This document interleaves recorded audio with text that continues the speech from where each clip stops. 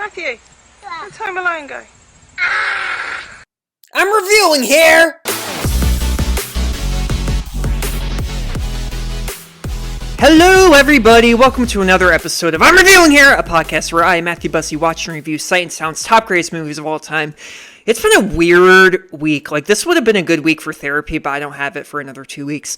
Yeah, it's really weird. I had a weird dream last night. So, you know when I Still Know What You Did Last Summer in 1998, where Jennifer Love Hewitt's character, Julie, goes tanning in that tanning bed, and then the fisherman comes, and he just miraculously has this, like, lock and locks her in, and he's like, boo, and she's like, no, help!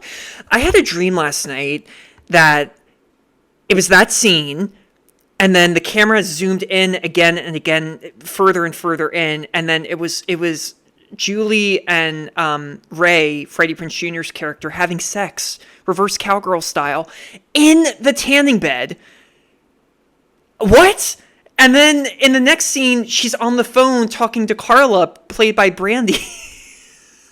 What does it all mean? I don't know. I mean, that scene was like kind of like a sexual awakening for me as a kid. Yeah, Jennifer Love Hewitt. I mean, like any kid who grew up in the 90s, like, yeah, I mean, she was like my imaginary wife. But yeah, I don't know. The sex in the tanning bed, though, that would hurt so much. That would be so freaking painful. I don't get it. Yeah, it's been weird. But I've also been on like a weird Terminator craze right now. And I don't really know why. It's not like I was ever really a big Terminator fan. I just got really into them again. They're so friggin' badass. The first Terminator is on Max. If you haven't seen it, I highly recommend it. I think I'm into it again because I remember the first time I saw the Terminator, I wanted to be Kyle Reese so badly. Michael Biehn, I think it's how you say his name. That actor who plays him. Like, because he's so badass in the movie, and I think as a kid I was like, I want to be that, you know, like I want to be young and good looking and wear sweatpants and a sleeveless shirt and this really sexy looking jacket and get a machine gun and to evil robots, you know, not to people. But like, wouldn't that be so cool? Yeah, I don't know, I wanted to do that. You know, I have a similar jacket to his, but it's much more Edward Cullen-y. It's not really Kyle Reese. But yeah, oh my god, so good. And Terminator 3 too. I saw that movie first when I was a kid. But anyway, today's movie, there are no robots. There are guns, sort of, but you don't really like see a lot of them. Yeah, today's movie's a little unusual. It's a little out there. I'm very curious to talk about it because I think this happens sometimes where I don't like a movie, but then when I start talking about it in my head, I'm like, actually, I like it a bit more. So, yeah, let's just get into it. Today, I'm going to be reviewing The Life and Death of Colonel BLIMP. How dare you! Get out of here, sir, you and your gang of awful militia gangsters. Get out! Popeye! Sir! Guard these men. Stuffy! Sir! Go to the cubicles. Find which is General Candy's. You'll find a brown pigskin case there. Bring it. Yes, sir.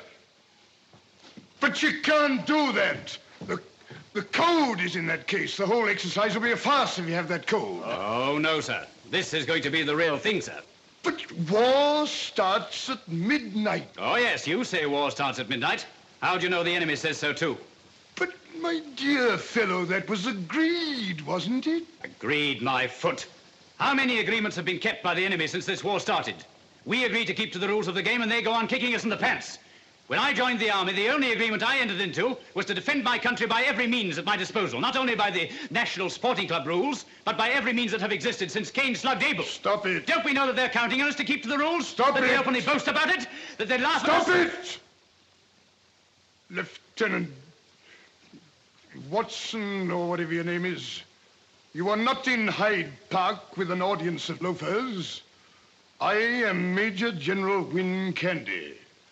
These other gentlemen have all seen service, distinguished service with the British Army. All I can say, sir, that when Napoleon said that an army marched on its stomach, I better stop, sir. Yes, you can stop now. There's no trailer for this movie.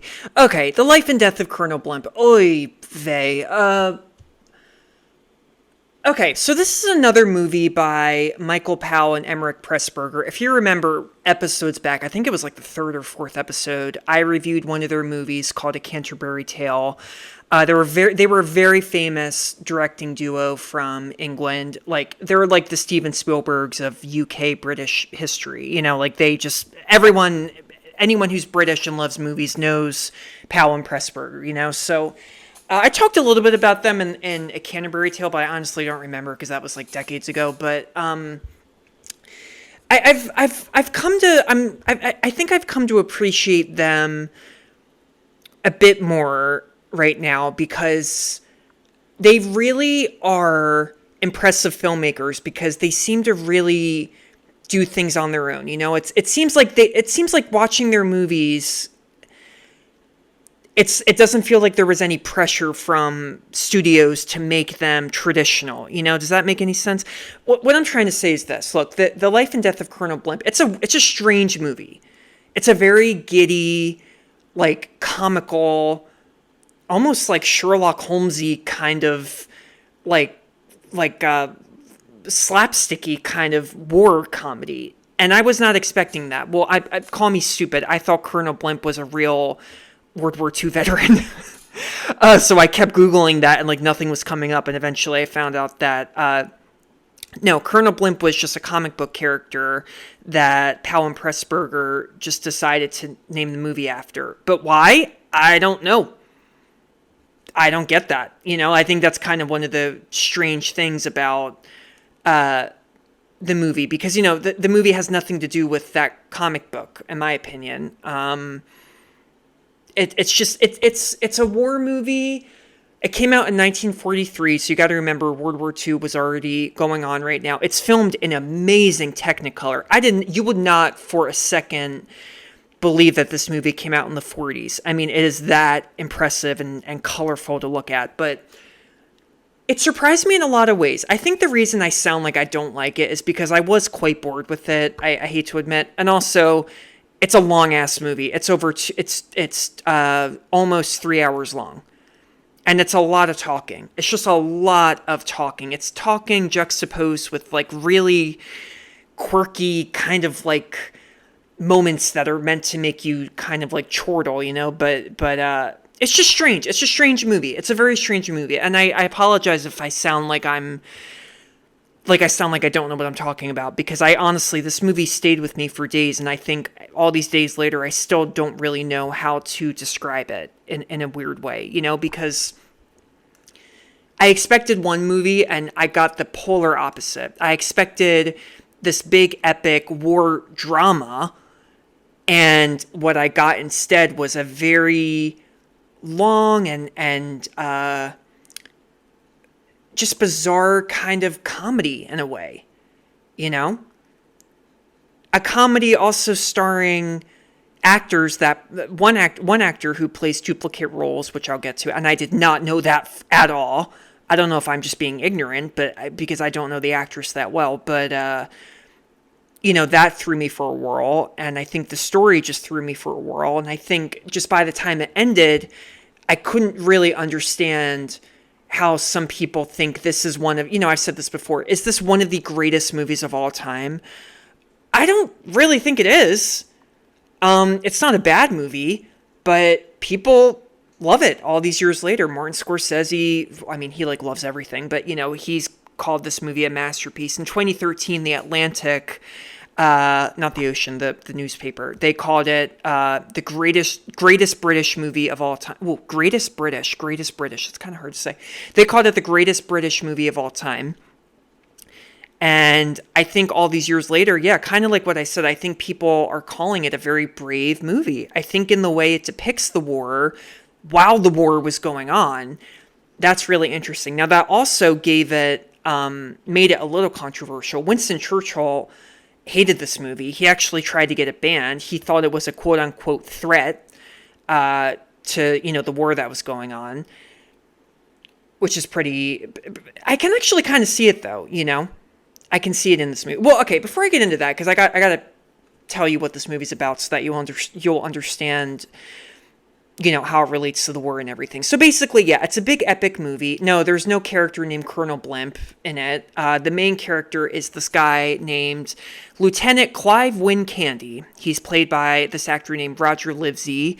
Livesey starred in a few other Powell and Pressburger movies as well, but the movie basically follows his life. It follows him and his work, his life during three big wars that the UK was involved in. The Boer War, is that how you say it? Boer?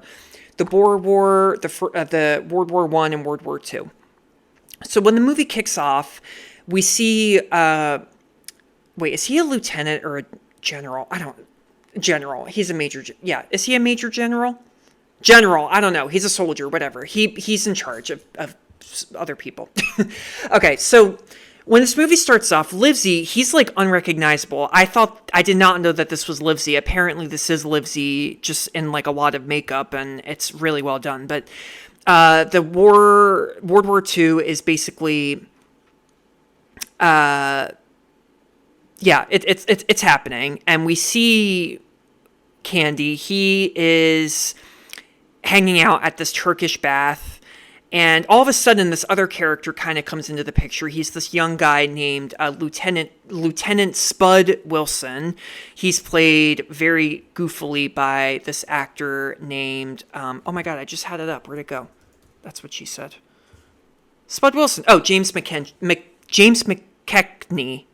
McKechnie. Yeah, I think that's how you say his name. I don't recognize him. Anyway, he is like chasing his girlfriend, and she's like hiding from him, and I don't really know what's going on, if it's kind of like they're like joking around, but Spud is looking after Candy. He wants Candy. He tells him that, he keeps telling him that the war is going to start at midnight. It's going to start at midnight, and he crashes, the Turkish bath and everything. That's the clip that you just heard. And Candy's like, "What are you talking about? I don't believe you." You know, and he tries to get away, and then they fall in the bath, and they're like like wrestling, but Spud's like smiling while this is going on. And then this is a really cool shot. So the camera, you'll see this too, that if you I can put this clip in the show notes, but the camera, you know, they're fighting in this pool, but it's like not like a serious scene at all. You know, it's like meant to be comical. The camera kind of starts to pan a little bit further down this bath so that Candy and everybody are out of frame. And then we find out, and then the movie transitions into a flashback, and then like you see the old Candy, the, you know, younger Candy come into the frame. It's a really impressive shot. You don't really see that, I feel like, in a lot of movies back then, you know? So, I mean, I'll give credit to Powell and Pressburger. I'll give credit to them for all their movies, too. There's another one of their movies coming up next week that I have to review. That Surprise was also very bizarre and not at all what I expected. But anyway, so we're now in a flashback.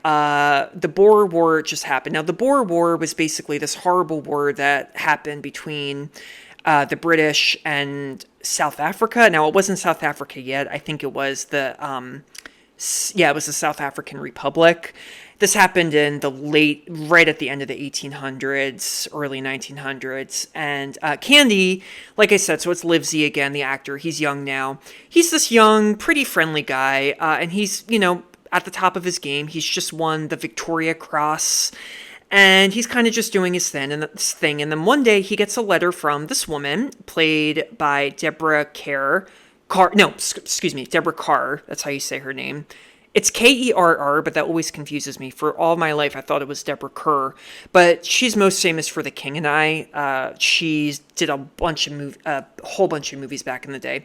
So Edith is played by Carr, and he gets this letter from her. She's working in Berlin, and she tells him that there's this guy who is spreading all of this awful propaganda that is against the British, all about the war that just happened, you know, and he's saying all these things that, you know, like the British had these concentration camps for South Africans, and she tells him that she really wants to bring this to his attention because she wants, you know, the British, the soldiers and the embassy and everybody to come and stop this guy. So he goes on. Now that's an interesting scene too, because that really did happen. They really did. I don't mean to get dark for a second, but, you know, they really did have concentration camps for them. And I think that's kind of a unique thing about this movie, is how it really does address like these real issues that the UK either didn't want to face, or, you know, knew what they knew it happened, but they didn't really want to talk about it. You know what I'm saying? So I don't know. That was pretty cool. I think that kind of adds to just the weirdness of this movie, because it's like this is what confused me. Like, does Candy know that there actually were concentration camps?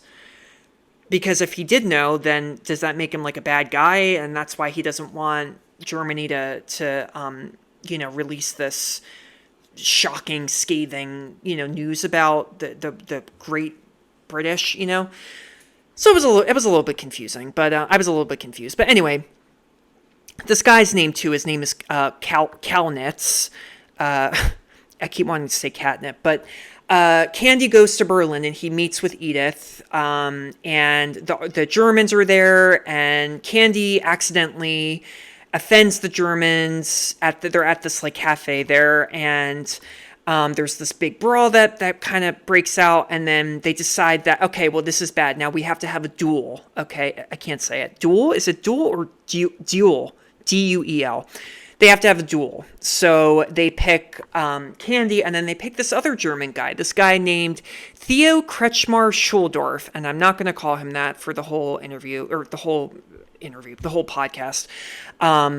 He's just Theo. He's played very well by this actor named Anton Walbrook. So they go to have this duel, and you know what a duel is. You get out the gun, and boom, whoever dies first it's like really terrifying. But again, this movie is not like serious at all. So, they go and they both survive.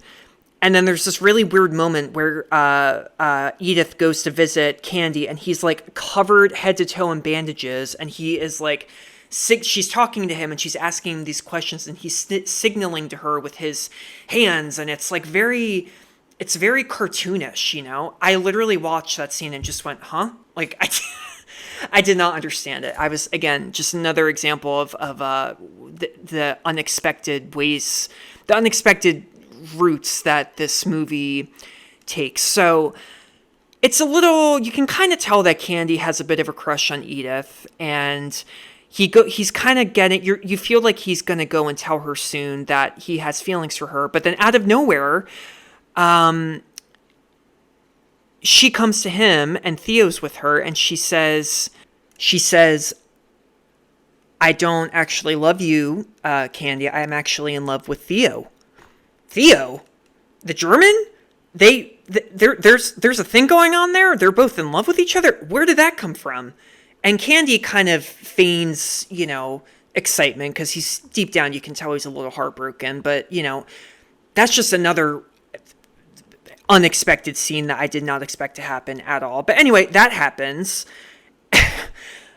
So yeah, that happens. And also, like, Edith isn't really like a tease, but you kind of expected her to love Candy and confess that she loved Candy. But, again, the movie's unpredictable. It doesn't go that route. I keep saying route. Is it route or route? Anyway, okay, so that's like part one of the movie. We're already like an hour and a half into the movie, I feel like, but we're now into the second war. We're into the second war of Candy's life, which is the First World War. You know what that is. It was between the British and the Germans, blah, blah, blah, blah, blah, blah, blah, blah. He is now a brigadier general, and this time Candy, the war just ended, basically. It's 1918. And 1918 is I'm sorry, I'm getting my years mixed up. There's a lot of history in this movie, guys, that I'm not very good with remembering all this history. I take as many notes as I can. But anyway, one day he meets this nurse. Her name is Barbara, and she's played by Deborah Kerr again. I did not know this when I first watched the movie. I had to go back, and I was like flabbergasted. I did not know that at all. And what is very apparent, though, and this is just my bad because I don't know how I get this, but rewatching it, I was like, wait, she actually does look really similar to Edith. But she's much younger than him this time, because years have passed, so he's older now. But despite that, there's a connection. They get married. A year passes, and Candy finds Theo at a prisoner of war camp in where was it? Derbyshire, I think is how you say it. And at first, Theo is like very like antisocial and like acts like he doesn't really like Candy, and like they weren't pals. Because you got to remember too, Candy and Theo, after their duel, they became like buddies. shocking. But now it's World War I, so it's like frowned upon to befriend a German, so anyway, Theo again kind of just changes his mind and then goes back and actually is like, oh yeah, like we're friends again, it's all good. Okay, so all right, no hard feelings, so they're friends again, and then Barbara dies, and then, okay, I'm just skipping to the end of this movie now. It's now the Second World War, and it's like, kind of like in the early stages of it. We learn more that we learn a little bit more about Theo, and we find out that Edith died. Edith wanted him to move to England before the war started, but he didn't want to, and then she died, which is like really, really tragic. And then again, Deborah Kerr comes in as another character. So this time, and it's not Candy this time. This time it's Theo who meets this other Deborah Kerr lookalike woman.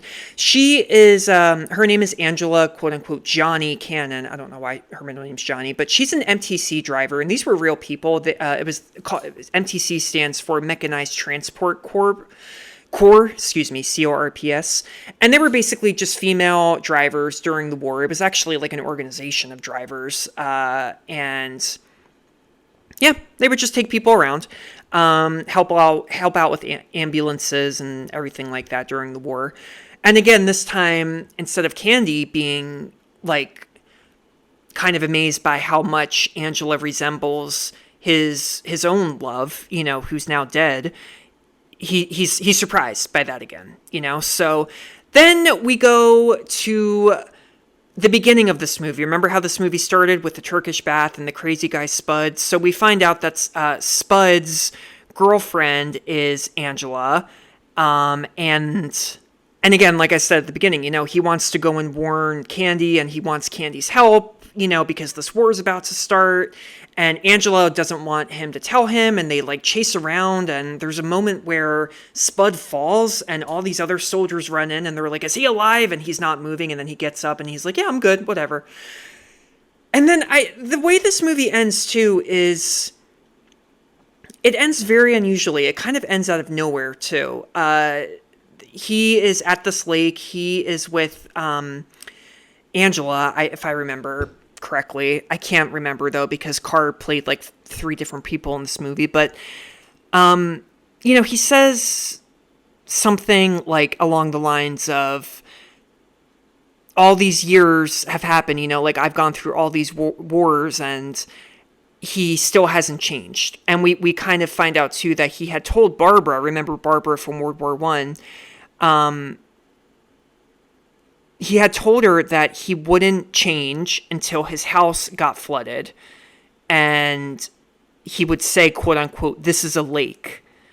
And now he's at that point where he's staring at a lake and he says the same thing, I would never change. And then the movie ends. Yeah, that's the end. That's the life and death of Colonel Blimp. I did my best to really describe this movie, but it's a doozy. It really is a strange movie. I didn't even know this too. There was even a moment where they referenced The Wizard of Oz, like the movie The Wizard of Oz. So, okay, what do I have to say about this movie? All right, it could have been shorter. It could have been a little bit, I don't mind that it was a very goofy little, like, war comedy. That just, again, threw me for a loop. I did not expect that, so I think that's why I was very taken aback by this movie.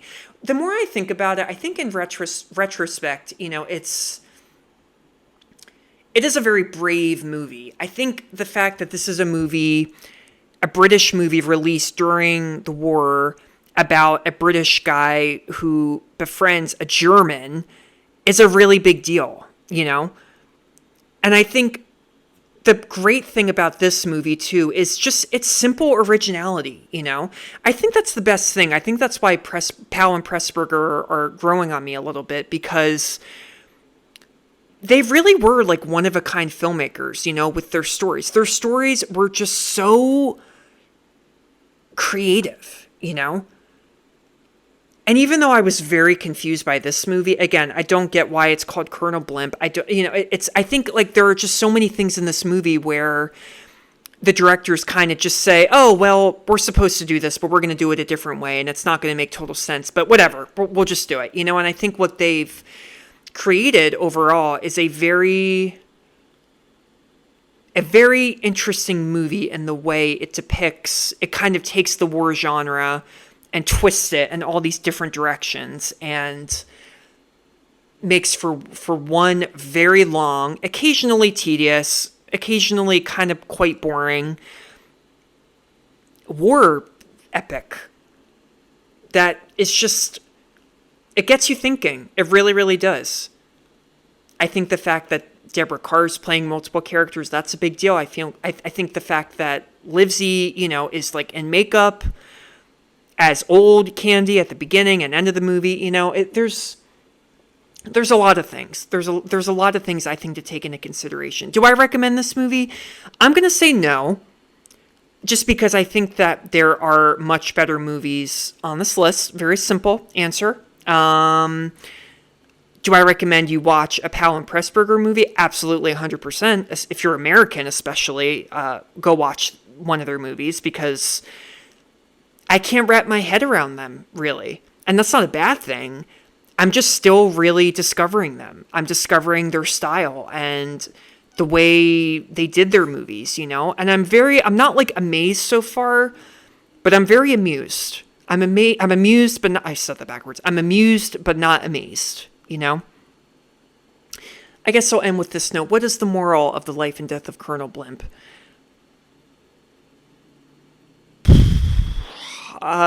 Probably, war is futile.